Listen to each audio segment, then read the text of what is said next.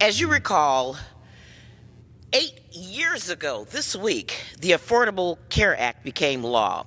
And since then, we've seen an historic increase in health coverage, with millions of people gaining access to better quality health care.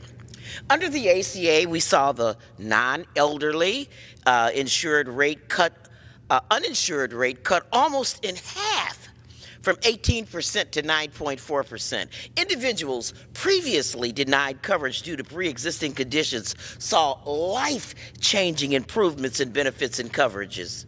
And seniors who are finally able to spend less on Medicare coverage and prescription drugs had a chance at a secure and peaceful retirement.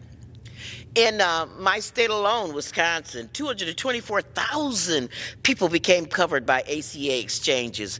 From 2013 to 2016, the number of uninsured individuals declined by a whopping 42%.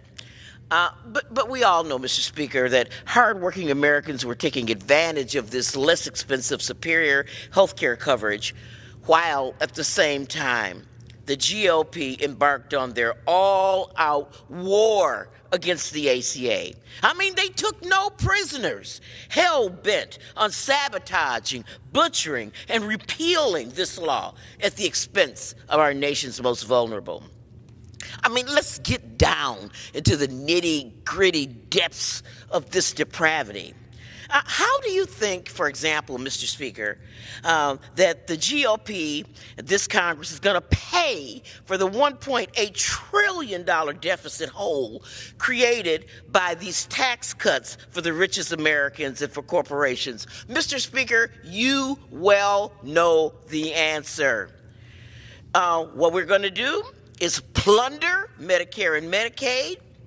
We're going to build public sentiment for these actions by demonizing the poor and targeting people who already have limited access to jobs and health care. Oh, come on now. We all know, Mr. Speaker, that you have been dreaming about slashing Medicaid ever since you were drinking at college keg parties. You said so yourself, Mr. Speaker. Well, now, with the help of our president, you're acting on your dream. Your dream is coming true. And we've already seen an influx of states, including our own state of Wisconsin, submit work requirements waivers. And this administration has already approved 3 of them, and there are sure to be more. These attacks are unprecedented. Never has any administration gone this far to kick needy Americans off the only health care they have.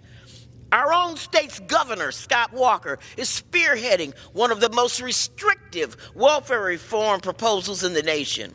He wants harsh work requirements, drug testing restrictions, and other barriers to our state's most at-risk families to access social services.